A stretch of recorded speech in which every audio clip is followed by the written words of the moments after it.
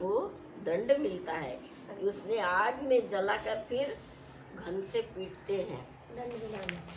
अरे संत विषय में लिप्त नहीं होते, शील और सद्गुणों की खान होते हैं। उन्हें पराया दुख देखकर दुख को सुख देखकर सुख होता है। अरे वे अपने समता रखते हैं, उनमें मन कोई शत्रु नहीं है। वे मद से रहित और वैराग्यवान होते हैं तथा लोभ क्रोध हर्ष और भय का त्याग करते हैं। अरे उनका चित्त बड़ा कोमल होता है। अरे वे दीनों पर दया करते हैं तथा मन वचन और कर्म से मेरी भक्ति करते हैं।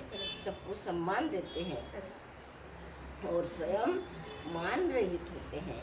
हे भरत, वे प्राणी संतजन मेरे प्राणों के समान हैं। उनको कोई कामना नहीं होती। वे मेरे नाम के परायण होते हैं। शांति वैराग्य विनय और प्रसन्नता के घर होते हैं। उनमें शीतलता सरलता सबके प्रति मित्र भाव और ब्राह्मणों के चरणों में प्रीति होती है जो धर्मों को उत्पन्न करने वाली है।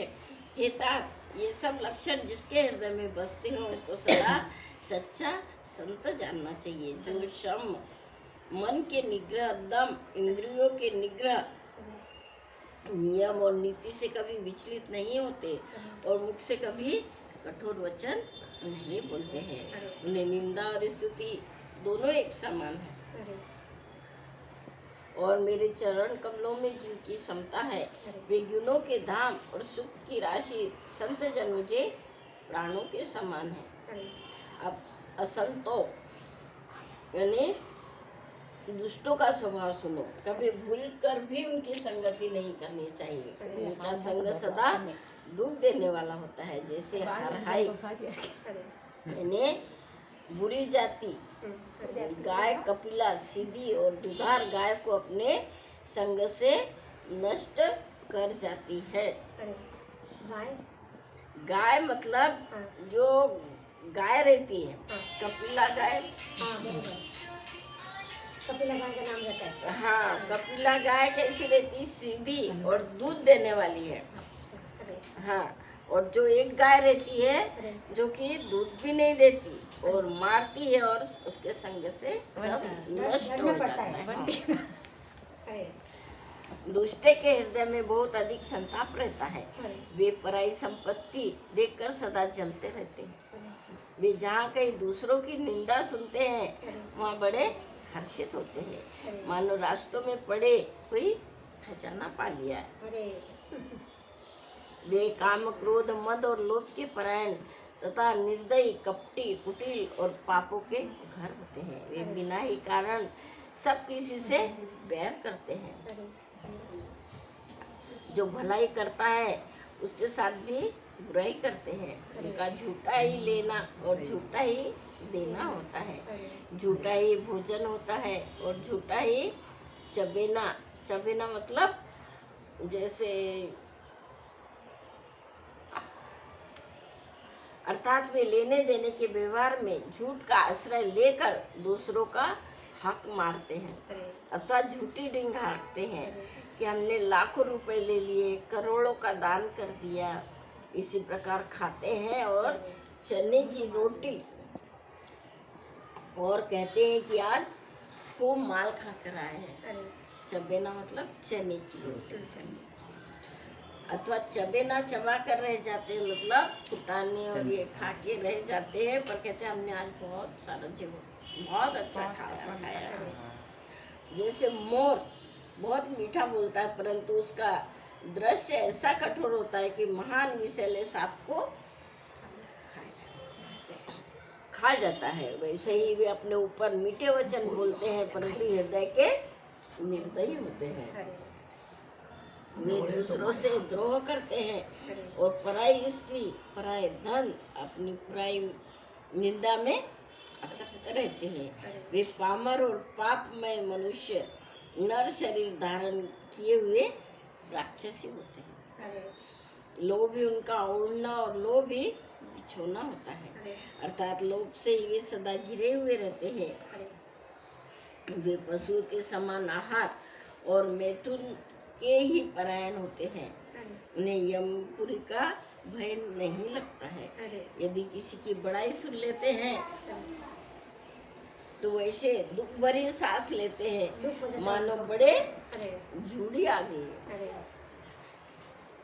कहीं मतलब खुश नहीं होते हो। हम्म, और जब किसी की विपत्ति देखते हैं तब ऐसे सुखी होते हैं मानो जगत भर के राजा हो गए हैं। अरे वे स्वार्थपरायण और परिवार के विरोधी, काम और लोभ के कारण लंपट अरे और क्रोधी होते हैं। वे माता पिता गुरु और ब्राह्मण किसी को भी नहीं मानते, आप तो नष्ट हुए ही रहते हैं और साथ में दूसरों को भी नष्ट करते हैं। बरोबर होतं. मोहवश दूसरों से द्रोह करते हैं, उन्हें ना संतों का संग अच्छा लगता है न ही भगवान की कथा अच्छी लगती अरे है। वे अवगुणों के समुद्र, मंद बुद्धि, कामी, वेदों के निंदक और जबरदस्ती पराय धन के स्वामी होते हैं। अरे वे दूसरों से द्रोह तो करते ही हैं, परंतु ब्राह्मण द्रोह विशेषता से करते हैं। अरे उनके हृदय में दम्भ और कपट रहता है, अरे परंतु ऊपर से सुंदर वेश धारण करते हैं। अरे जैसे नीच और दुष्ट मनुष्य सतयुग और त्रेता में सब काल में रहते हैं। अरे द्वापर में थोड़े से थे और कलयुग में तो बहुत हो गया. झुंड के झुंड हो गए। झुंड के झुंड हो गया. हे भाई, दूसरों की भलाई के समान कोई धर्म नहीं है अरे और दूसरों को दुख पहुंचाने के समान कोई पाप नहीं. पाप नहीं है। अरे हे तात, समस्त पुराणों और वेदों का निर्णय मैंने तुमसे कहा और इस बात को पंडित लोग जानते हैं। अरे मनुष्य का शरीर धारण करके जो लोग दूसरों को दुख पहुंचाते हैं, अरे उनको जन्म मृत्यु के महान संकट सहने पड़ते हैं। अरे मनुष्य मोह व स्वार्थ परायण होकर अनेकों पाप करते हैं, इसी से उनका परलोक नष्ट हो जाता है। अरे हे भाई, मैं यदि उनके लिए काल रूप भयंकर हूँ और उनके अच्छे और बुरे कर्मों का फल देने वाला हूँ, ऐसा विचार कर जो लोग परम चतुर है वे संसार के दुख रूप जानकर मुझे भजते हैं। इसी से वे शुभ और अशुभ फल देने वाले कर्मों को त्याग कर देवता, मनुष्य और मुनियों के नायक मुझको भजते हैं। इस प्रकार मैंने संतों और असंतों के गुण कहे। जिन लोगों ने इन गुणों को समझ रखा है वे जन्म मरण के चक्कर में नहीं पड़ते, उनको मोक्ष मिल जाता है। हे तात सुनो, माया से रचे हुए अनेक गुण और दोष है, इनका कोई वास्तविक सत्ता नहीं है। गुण और विवेक इसी में है कि दोनों ही देखी जाए, इसे देखना ही अविवेक है। भगवान के मुख से वचन सुनकर सब भाई हर्षित हो गए। अरे प्रेम उनके हृदय में समाता नहीं है, बार बार बड़ी विनती करते हैं। विशेषकर हनुमान जी के हृदय में अपार हर्ष है। राम जी अपने महल को गए, इस प्रकार वे नित्य नई लीला करते हैं। नारद मुनि अयोध्या में बार बार आते हैं और आकर राम जी के पवित्र चरित्र गाते हैं। अरे वहाँ से मुनि रोज नए चरित्र देखकर जाते हैं और ब्रह्मलोक में जाकर सबको सुनाते हैं कथा और उससे बहुत सुख पाते हैं। ये तात बार बार राम जी के गुणों का गान करते हैं। सनकादि मुनि नारद जी की सराहना करते हैं। यद्यपि ये सनकादि मुनि ब्रह्मनिष्ठ है, परंतु श्री राम जी का गुणगान सुनकर वे ही अपनी ब्रह्म समाधि को भूल जाते हैं और आदरपूर्वक उसे सुनते हैं। वे राम कथा सुनने के श्रेष्ठ अधिकारी हैं। सनकादि मुनि जैसे जीवन मुक्त और ब्रह्मानिष्ठ पुरुष भी ध्यान यानी समाधि छोड़कर राम जी के चरित्र सुनते हैं। ये जानकर जो श्री हरि की कथा से प्रेम नहीं करते, उनके हृदय पत्थर के समान। एक बार रघुनाथ जी के बुलाए हुए गुरु वशिष्ठ जी ब्राह्मण और अन्य सभी नागरिक निवासी सभा में आए। जब गुरु मुनि ब्राह्मण तथा अन्य सब सज्जन यथा योग्य बैठे, तब भक्तों के परम मरण को मिटाने वाले राम जी पहुँचे। ये समस्त नगरवासियों, मेरी बात सुनो। ये बात मैं हृदय में कुछ ममता लाकर नहीं कहता हूँ, न नीति की बात कहता हूँ और न इसमें कुछ प्रभुता ही है। इसलिए संकोच और भय छोड़कर ध्यान देकर मेरी बातों को सुन लो और यदि मुझे अच्छी लगे तो उसके अनुसार करो। ये मेरा सेवक है और वही प्रियतम है जो मेरी आज्ञा माने। हे भाई, यदि मैं कुछ अनिति की बात कहूँ तो भय बुलाकर मुझे रोक देना। बड़े भाग्य से ये शरीर मिलता है। तब ग्रंथों में कहा है कि ये शरीर देवताओं को भी दुर्लभ। यह साधन का धाम और मोक्ष का दरवाजा है। इसे पाकर भी जिसे परलोक न बना लिया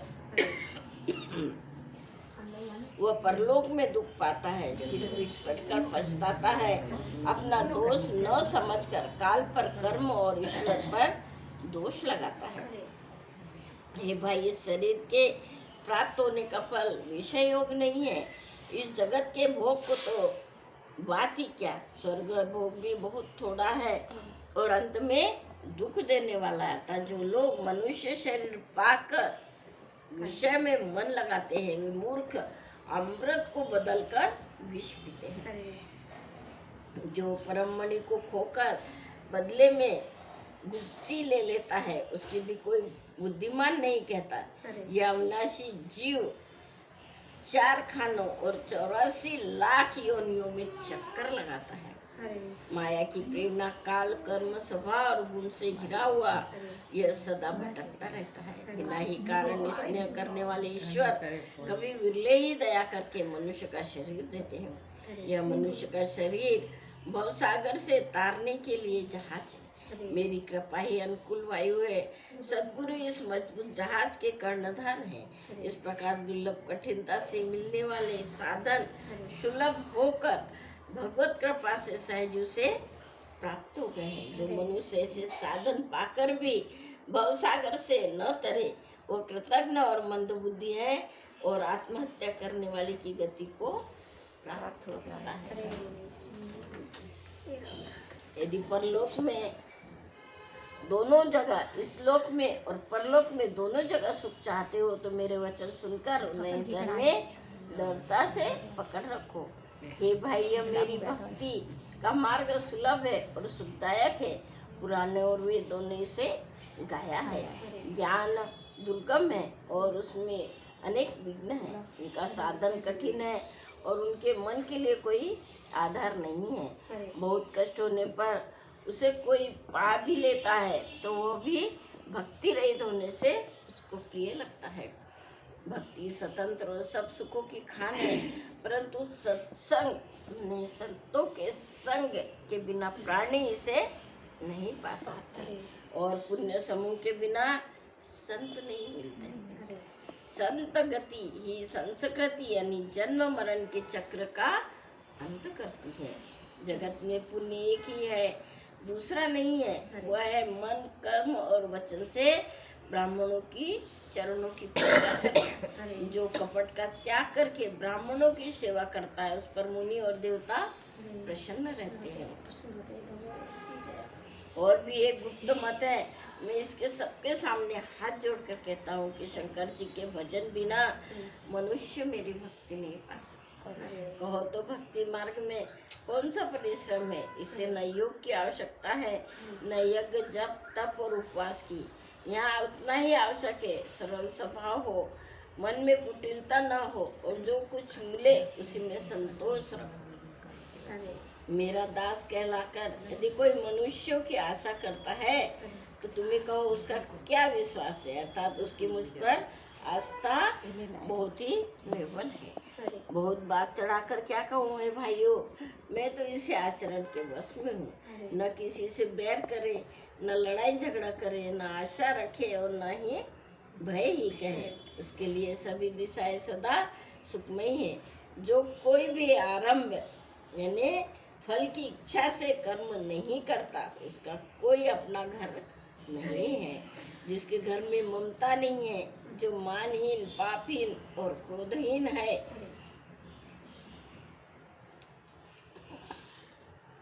निपुण और विज्ञानवान है, संतोजनों के संसर्ग मतलब सत्संग से ही सदा प्रेम है, जिसके मन में सब विषय यहाँ तक कि स्वर्ग और मुक्ति तक तृण के समान है, जो भक्ति के पक्ष में हट करता है वह दूसरों के मत का खंडन करने की मूर्खता नहीं करता, तथा जिसके सब कुकर्तों को दूर बहा दिया है, जो मेरे गुण समूहों के और नाम के परायण है एवं ममता मत और मोह से रहित है, उनका सुख वही मानता है जो परमानंद रूप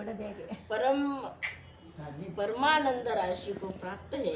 रामचंद्र जी के अमृत के समान वचन सुनकर सबने कृपा धाम के चरण पकड़ लिए और कहा, हे कृपा निधान, आप हमारे माता पिता गुरु भाई सब कुछ है और प्राणों से भी अधिक प्रिय है। और हे शरणागत के दुख को हरने वाले राम जी, आप ये हमारे शरीर धन द्वार और सभी प्रकार से हित करने वाले हैं। ऐसी शिक्षा आपके अतिरिक्त कोई नहीं दे सकता। माता पिता और शिक्षा भी देते हैं, परंतु वे भी स्वार्थ परायण हैं।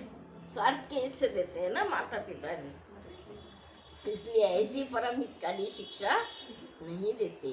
ये असुरों के क्षत्रिय जगत में बिना उपकार करने वाले दो ही हैं, एक आप और दूसरे आपके सेवक। जगत में सभी स्वार्थ के मित्र हैं।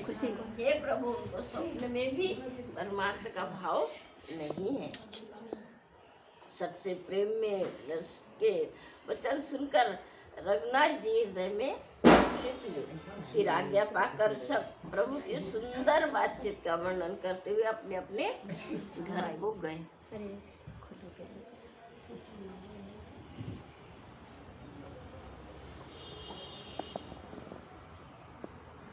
शिव जी कहते, हे उमा, अयोध्या में रहने वाले पुरुष और स्त्री सभी कृतार्थ स्वरूप है। जो स्वयं सच्चिदानंद घन ब्रह्म श्री रघुनाथ जी राजा है। एक बार मुनि वशिष्ठ जी वहाँ आए और सुंदर सुख के धाम राम जी थे। श्री रघुनाथ जी ने उनका बहुत ही आदर सत्कार किया, उनके चरण धोकर चंदामृत लिया। मुनि ने हाथ जोड़कर कहा, हे कृपा सागर राम जी, मेरी कुछ विनती सुनिए। आपके आचरणों को देखकर मेरे मन में भ्रम होता है। हे भगवान, आपकी महिमा की सीमा नहीं है, उसे वेद भी नहीं जानते, फिर मैं किस प्रकार कह सकता हूँ। पुरोहित का कर्म बहुत ही नीच है। पुरोहित नहीं, पुरोहित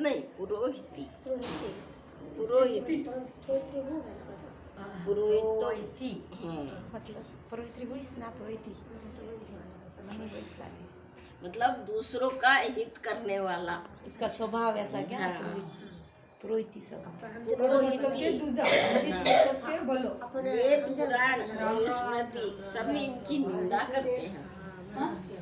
बहुत पसंद है। आज हमको पहले ऐसा बोलो, फिर क्या होगा? हाँ भाई, हमारी गलती हुई। मैं तो पहले मेरे को बोला एक बजे आएगा, इसीलिए हम फिर